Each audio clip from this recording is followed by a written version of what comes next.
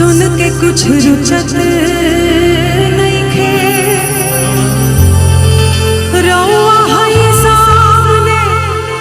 कुछ और सुझत नहीं खे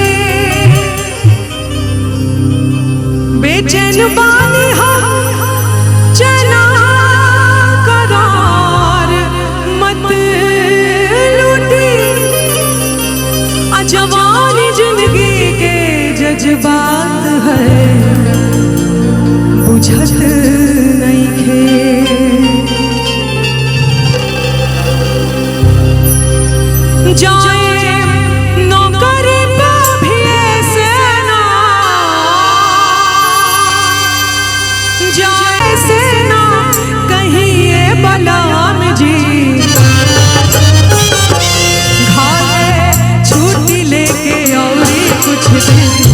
रहिए बलम जी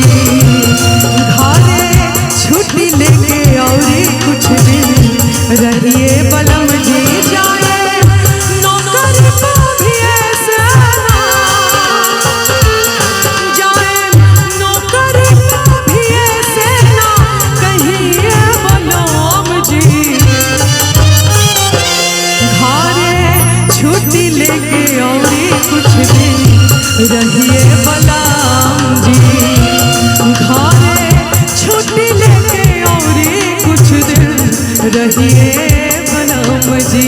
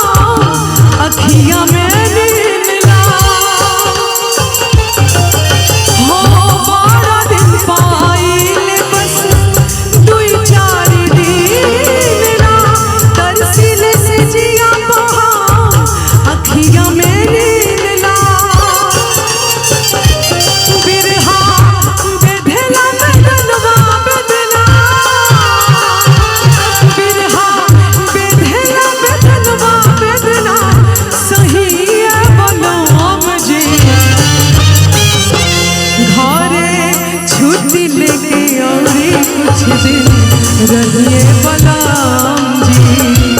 घरे छुट्टी लेके और कुछ दिन रहिए बलम जी।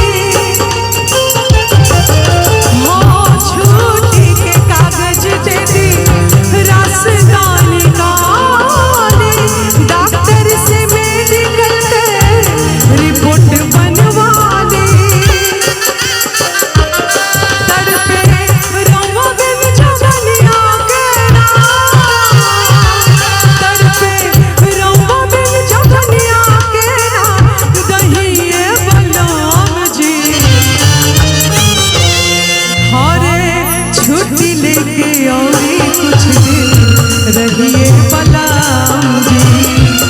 घरे छुट्टी लेके और कुछ दिन रहिए बलम जी जाए नौकरी पे भी ऐसे ना जाए नौकरी पे भी ऐसे ना कहीं बलम जी घरे छुट्टी लेके और कुछ दिन रहिए बलम जी घरे छुट्टी लेके और कुछ दिन रहिए बलम जी घरे छुट्टी लेके और कुछ दिन रहिए बलम जी घरे छुट्टी लेके और कुछ दिन रहिए गुलाम जी।